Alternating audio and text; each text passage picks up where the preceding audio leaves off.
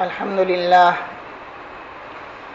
لله الذي يسمع كلامي ويرى مكاني ويعلم سري وعلانيتي ولا يخفى عليه شيء من أمري.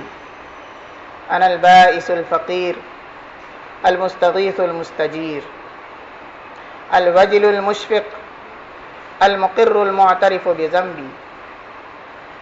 أسألك مسألة المسكين وأبتهل إليك ابتهال المذنب الذليل وأدعوك دعاء الخائف الزرير من خضعت لك رقبته وفاضت لك عبرته وذل جسده ورغم أنفه لك.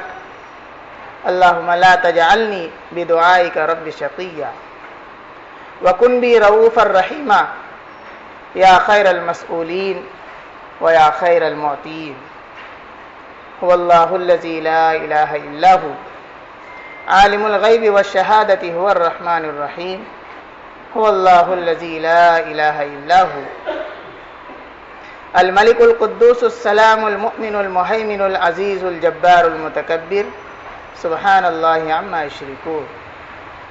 هو الله الخالق البارئ المصور له الأسماء الحسنى يسبح له ما في السماوات والأرض وهو العزيز الحكيم. وأشهد أن سيدي محمدا ابن عبد الله الحاشمي الذي عبد الله ورسوله أرسله كافة للناس بالحق بشيرا ونذيرا وداعيا إلى الله بإذنه وسراجا منيرا. حمد و ثنا بزرگی و کبریائی اللہ ہی کے لیے جو میری ہر بات کو سنتا ہے، میرے احساسات کو جانتا ہے، میری ہر حالت سے واقف ہے اور میرے چھپے اور ظاہر کو بھی جانتا ہے. اے اللہ، میری کوئی حرکت آپ سے پوشیدہ نہیں. میں پریشان ہوں، محتاج ہوں، فریادی ہوں، پناہ کا طالب ہوں، گھبرایا ہوا ہوں، ڈرا سہما ہوا ہوں. اپنے گناہوں کا اقرار اور اعتراف کرتا ہوں. اللہ، میں آپ سے مسکینوں کی طرح درخواست کرتا ہوں اور ایک گناہگار، ضعیف، کمزور، عاجز کی طرح عاجزی اور انکساری کرتا ہوں. اور آپ کی بارگاہ میں اس طرح دعا کرتا ہوں جس طرح ڈرنے والا ایک نابینا دعا کرتا ہے، جس کی گردن آپ کے لیے جھک گئی ہے. آپ کے ڈر سے میرے آنسو بہ پڑے. آپ کے سامنے میرا جسم جھکا جا رہا، آپ کے سامنے میری ناک خاک آلود. یا اللہ، آپ سے دعا کر کے کبھی میں محروم نہیں رہا. آپ ہی تو مجھ پر مہربان اور نہایت رحم کرنے والے ہیں. میں گواہی دوں کہ میرا رب ایک اکیلا اللہ وحدہ لا شریک، اس کا کوئی شریک نہیں، اس کا کوئی پارٹنر نہیں، اس کے جیسا کوئی نہیں، اس کا ہمسر کوئی نہیں، کسی سے مثال اس کی نہ دی جا سکے. رب کی تعریف، اس کے کمالات، اس کی سبحان، اس کی تقدیس کا حق ادا ہی نہیں کیا جا سکتا. ہم رجوع ہوں اپنے رب کی کتاب کی طرف تو ہمیں اپنے رب کی معرفت حاصل ہو سکتی ہے. ہم پہچانیں اپنے رب کو، اس کی قدرتوں کو جانیں، اپنے حیثیت کو پہچانیں. جب ہم اس کی کبریائی کا اعلان کریں تو ہمیں بھی اپنی بے بسی اور کمزوری کا احساس ہو. ہماری اپنی تخلیق کیسے اور کس سے ہوئی؟ میں تو اس کی ایک کمزور مخلوق ہوں. اپنی ایک ایک سانس کا میں محتاج، پانی کے ایک ایک قطرے کا محتاج، اناج کے ایک ایک دانے کا محتاج، اپنی ایک ایک ضرورت کے لیے اس کے سامنے عاجز. ان ساری چیزوں کے اعتراف کے ساتھ میں یہ بھی گواہی دیتا ہوں کہ حضرت محمد صلی اللہ علیہ وسلم اس کے بندے اور آخری رسول ہیں، جن کے قلب اطہر پر ایسی کتاب کا نزول ہوا جو دنیا و آخرت کو حسین بنانے کا سلیقہ سکھاتی ہے، مغفرت حاصل کرنے کی راہ سجاتی ہے. رب تعالیٰ نے ہمیں دنیا کی حیثیت اور اس کی وقعت بھی بتا دی. ہماری ہدایت کے خاطر اپنی کتاب میں مختلف انبیاء اکرام کے مثالی دعوت اور کارنامے کو بھی بیان کیا. مختلف طریقوں سے ہمیں سمجھایا کہ تم سے پہلے نبیوں کو ماننے والوں نے یہ غلطیاں کی تھی اور اس کا انجام یہ ہوا. تم اس کے مرتکب نہ ہو جانا، کیونکہ رب کی منشا ہے کہ تمام انسانیت جنتی بن جائے اور اس کے لیے ازل سے ہی اس کا انتظام کر رکھا ہے. انسانوں کی رہنمائی اور انذار اور تبشیر کے لیے نبی، کتاب اور رسول کا سلسلہ جاری رکھا. اس کے باوجود انسانیت نافرمانی کرتی رہی اور انکار کے ساتھ ساتھ اخلاقی برائیاں بھی پائی جا رہی ہیں، اور اس کی وجہ صرف اور صرف یہ کہ ہم نے دنیا کو آخرت کی زندگی پر ترجیح دے رکھی ہے، جبکہ اصل زندگی تو آخرت کی زندگی ہے۔ وَإِنَّ الدَّارَ الْآخِرَةَ لَهِيَ الْحَيَوَانُ، جو ہمیشہ ہمیش کی زندگی ہے۔ لیکن آج انسان ہمیشہ کی زندگی کو بھول کر اس دنیا کی زندگی میں مگن ہے، حالانکہ رب تعالیٰ نے ارشاد فرمایا وَمَا الْحَيَاةُ الدُّنْيَا إِلَّا مَتَاعُ الْغُرُورِ، دنیا کی زندگی صرف اور صرف دھوکے کا سامان ہے۔ رب تعالیٰ نے ہماری سوچ اور ہماری سمجھ کی طرف اشارہ کرتے ہوئے فرمایا بل تؤثرون الحیات الدنیا والآخرۃ خیر وابقی، بلکہ تم دنیا کی زندگی کو ترجیح دیتے ہو جبکہ آخرت کی زندگی بہتر اور باقی رہنے والی ہے۔ ایک عقل مند اور باشعور انسان جب اپنے آپ کو، اپنے رب کو، اپنی پیدائش کے مقصد کو اور اپنے فرائض کو سمجھ لیتا ہے تو اسے اپنی دنیا اور آخرت کی پلاننگ کرنی ہوتی ہے، اسے اپنا ٹارگیٹ ڈیسائیڈ کرنا ہوتا ہے۔ اب وہ ٹارگیٹ کی تلاش میں ایک ایسے قانون اور ایسے سنویدھان کی تلاش کرتا ہے جو اس کے مالک نے، اس کے خالق نے صرف اس کے لیے اس دھرتی پر اویلیبل رکھا ہے، اور وہ ہے اس کی نازل کی ہوئی کتاب القرآن۔ اس کتاب کو سمجھ کر پڑھنے پر ہر شخص کو اس زمین پر کامیاب زندگی گزارنے کے ضابطے اور کبھی نہ ختم ہونے والی کامیاب آخرت کی راہ سجائی دینے لگتی ہے۔ تب صاف طور پر بیان کی ہوئی آیات اس کی سمجھ میں آتی ہے کہ اس دنیا کو دیے جانے کے اصول پر بنایا گیا ہے۔ فطری مناظر اس بات کے گواہ ہیں کہ یہ سورج اور چاند، یہ زمین و آسمان، یہ نباتات و جمادات، یہ سمندر اور پہاڑ، ہوا اور پانی صرف اور صرف دیے جا رہے ہیں۔ انسانیت بلکہ بہت سے جاندار کی سروس کے لیے لگے ہوئے ہیں اور انسان کے لیے دنیا کی زندگی میں سپورٹیو بنے ہوئے ہیں۔ ان تمام سپورٹیو مخلوق نے کبھی انسانوں سے ریٹرن میں کچھ نہیں مانگا۔ اب ایک ذمہ دار ڈیوٹیفل پرسن کو بھی اپنی پوزیشن میں سے، اپنی بلونگنگ میں سے، اپنے مال میں سے مناسب طریقے سے دیے جانا ہے۔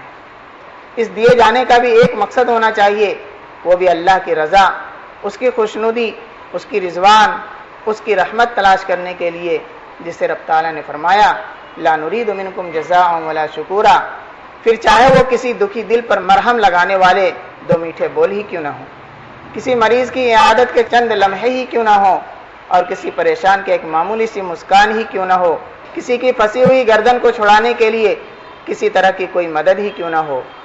بظاہر بے حقیقت دکھائی دینے والے وہ چھوٹے چھوٹے انسانیت بھرے اعمال جو ہمارے اخلاق سے رخصت ہیں، اگر انہیں بھی اللہ کی راہ میں خرچ کیا جائے، اللہ کی رضا کے لیے یہ کام کیے جائیں تو انگنت اجر کے ہم امید رکھ سکتے ہیں۔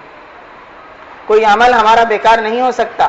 رب تعالیٰ نے فرمایا انی لا اضیع عمل عامل منکم من ذکر او انثی، بے شک میں برباد نہیں ہونے دوں گا کسی عمل کرنے والے کے عمل کو، چاہے وہ میل ہو یا فیمیل۔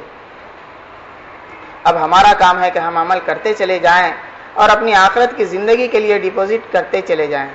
نماز، روزہ، حج اور زکوٰۃ کے علاوہ معاشرے میں کرنے والے بہت سے اور بھی اعمال ہیں جن کے ذریعے ہم اپنی آخرت کامیاب بنا سکتے ہیں۔ آئیے آج ہم ایسے ٹاپک پر غور کرتے ہیں جس پر عام طور سے کوئی بات نہیں کرتا الا ماشاء اللہ۔ سورۃ البقرہ کی 273 نمبر کی آیت میں رب تعالیٰ نے ارشاد فرمایا للفقراء الذین احصروا فی سبیل اللہ لا یستطیعون ضربا فی الارض یحسبهم الجاہل اغنیاء من التعفف تعرفهم بسیماهم لا یسألون الناس الحافا وما تنفقوا من شیء فإن اللہ بہ علیم۔ اپنے اعمال میں سے دیتے رہیں ان ضرورت مندوں کے لیے جو اللہ کی راہ میں گھیر لیے گئے ہوں اور انہیں زمین میں موو کرنے کی کوئی کیپیسٹی نہ ہو، اور نادان لوگ انہیں مالدار سمجھتے ہیں اس لیے کہ وہ مانگا نہیں کرتے۔ تم انہیں پہچان لوگے ان کی پیشانی سے، اور وہ لوگوں سے لپٹ لپٹ کر سوال بھی نہیں کرتے، اور جو کچھ بھی تم چیریٹی میں سے کنٹریبیوٹ کرو گے تو بے شک اللہ اسے جانتا ہی ہے۔ خالق کائنات نے انسانوں کو مالی اعتبار سے 3 حصے میں تقسیم کیا اور اس میں بھی ہمارے لیے ایک طرح کی آزمائش رکھی۔ نمبر 1 وہ لوگ جنہیں بہت زیادہ مال و دولت عطا کی، دوسرے وہ جنہیں محتاج اور غریب رکھا، اور تیسرے وہ جو ان دونوں کے درمیان کے لوگ ہیں۔ رب تعالیٰ کا فرمان ہے وَرَبُّكَ يَخْلُقُ مَا يَشَاءُ وَيَخْتَارُ مَا كَانَ لَهُمُ الْخِيَرَةُ، اور آپ کا رب جو چاہے تخلیق کرے اور انسانوں کے لیے اس کا خالق وہی پسند کرتا ہے جس میں انسانوں کے لیے خیر ہوا کرتا ہے۔ اس سے پہلے کی آیت میں درمیانی طبقے کے انسانوں کا تذکرہ کرتے ہوئے ہماری توجہ دلائی جا رہی ہے کہ ان کا بھی خیال رکھا جائے جو مالی حیثیت سے پریشان ہے۔ آج درمیانی طبقے کا انسان بہت پریشان ہے، خاص طور پر ہمارے ملک کی مہنگائی نے تو ایسے لوگوں کے بجٹ کو بگاڑ رکھا ہے۔ کھانے پینے کی چیزیں اتنی مہنگی ہو گئی کہ زندگی بسر کرنا محال ہو گیا، تعلیم حاصل کرنا بھی ایسے لوگوں کے لیے مشکل ہو گیا ہے۔ یہ لوگ ظاہری طور پر تو اچھے اور مالدار دکھائی دیتے ہیں، لیکن اندرون سے وہ پریشان ہوتے ہیں۔ اس آیت شریفہ میں ایسے ہی لوگوں کا تذکرہ کیا رب تعالیٰ نے۔ اس آیت میں فقراء کا لفظ آیا ہے۔ عربی میں فقر کے معنی ایسی مصیبت کا نازل ہونا جو اس کی ریڑھ کی ہڈی کو توڑ ڈالے۔ مطلب صاف ہے کہ مالدار تھا یا درمیانی طبقے کا تھا اور اچانک اس پر محتاجی اور تنگ دستی کے حالات آ گئے۔ ہم اپنی زبان سے یہ کہہ سکتے ہیں کہ وہ مالی اعتبار سے سڑک پر آ گیا، لیکن اس کی خبر دوسروں کو نہیں ہے۔ اس طرح کے لوگوں کے بارے میں نادان اور اس کے حالات سے ناواقف لوگ یہ سمجھتے ہیں کہ وہ غنی ہے، وہ مالدار ہے، حالانکہ وہ چھپا رہا ہے اپنی پریشانی کو۔ وہ ظاہر کرنا نہیں چاہتا دوسروں کے سامنے، اور وہ آس لگائے ہوئے ہے اپنے رب سے، اس کی گردن پھنسی ہوئی ہے۔ شرم اور حیا کی وجہ سے اسے زمین میں موو کرنا بھی مشکل ہو رہا ہے۔ ایسے شخص کے بارے میں ہم نے کبھی غور کیا کہ اس کی پریشانی کیا ہو سکتی ہے؟ انسان کی فطرت میں ہے کہ وہ ایک ساتھ رہے، گاؤں یا شہر یا محلے میں زندگی بسر کرے۔ یہ پورا سسٹم رب تعالیٰ کا ہی بنایا ہوا ہے کہ انسان معاشرے میں رہنا پسند کرتا ہے۔ اس کے خاندان والے اور رشتہ دار بھی ہوتے ہیں۔ وہ بغیر سماج کے اس دنیا میں رہ نہیں سکتا۔ یہ کوئی جنگل کا جانور نہیں، بلکہ اسے زندگی گزارنے کے لیے ایک معاشرہ اور خاندان لگتا ہے۔ کبھی ہم نے غور کیا کہ ایسا سسٹم کیوں بنایا گیا؟ یہ اس لیے بنایا گیا تاکہ ہم جس معاشرے میں رہتے ہیں اس معاشرے میں ہماری نظر کام کرنی چاہیے کہ کیا ہو رہا ہے اور کس طرح ہو رہا ہے۔ فرض نماز کو مسجد میں ادا کرنے کے جو ثواب بتائے جاتے ہیں حدیث شریف میں، اس کی ایک وجہ یہ ہو سکتی ہے کہ آدمی اپنے گھر سے نکل کر مسجد میں جائے، ایک دوسرے سے ملے تو پریشان حال کی پریشانی پر بھی نظر رکھے کہ کون پریشان ہے، کسے مشکلوں کا سامنا کرنا پڑ رہا ہے، کس کے چہرے پر اداسی ہے۔ اس لیے کہ چہرے ہی سے انسان کی پریشانی کا بھی پتہ چلتا ہے، جس کو رب تعالیٰ نے اسی آیت میں فرمایا تعریفہم بسیماہم، تم ان کو ان کی پیشانی سے پہچان لوگے، ان کے چہرے سے پہچان لوگے۔ اگر ہمیں اس طرح کا انسان دکھائی دیتا ہے تو ہم اس کی فکر کریں، اس کی طرف ہماری توجہ ہونی چاہیے۔ نادانوں کی طرح معاشرے میں زندگی نہ گزاری جائے۔ ہم کو فرمایا گیا کہ ان کا خیال کیا جائے، ان کو ڈھونڈا جائے اور ان کی ضرورت کو بھی پورا کیا جائے۔ یہ ضروری نہیں کہ انہیں صرف مال ہی کی ضرورت ہو، اس کے علاوہ دیگر طریقے سے بھی مدد ہو سکتی ہے۔ عقل ان کو دی جا سکتی ہے، سمجھ ان کو دی جا سکتی ہے، صحیح راستہ ان کو بتایا جا سکتا ہے۔ اینی کائنڈ آف ہیلپ، کسی بھی طرح کی کوئی بھی ضرورت کو پورا کرنا اور اس کی پریشانی کو دور کرنا ہمارا کام ہے۔ اور اس کی تائید ہمیں حدیث شریف میں بھی ملتی ہے۔ مشکات شریف کی ایک حدیث ہے، عن ابی ہریرہ رضی اللہ عنہ قال قال رسول اللہ صلی اللہ علیہ وسلم من نفس عن مؤمن کربۃ من کرب الدنیا نفس اللہ عنہ کربۃ من کرب یوم القیامہ ومن یسر علی معسر یسر اللہ علیہ فی الدنیا والآخرہ ومن ستر مسلما سترہ اللہ فی الدنیا والآخرہ واللہ فی عون العبد ما کان العبد فی عون اخیہ او کما قال علیہ الصلوۃ والسلام۔ حضرت ابو ہریرہ رضی اللہ عنہ سے روایت ہے، وہ فرماتے ہیں کہ رسول اللہ صلی اللہ علیہ وسلم نے ارشاد فرمایا، جو شخص کسی انسان سے دنیا کی سختی دور کرتا ہے، اللہ تعالیٰ قیامت کی سختیوں کو اس سے دور کر دے گا۔ جس نے کسی دست کے لیے آسانی کی، اللہ تعالیٰ دنیا اور آخرت میں اس کے لیے آسانی فرما دے گا۔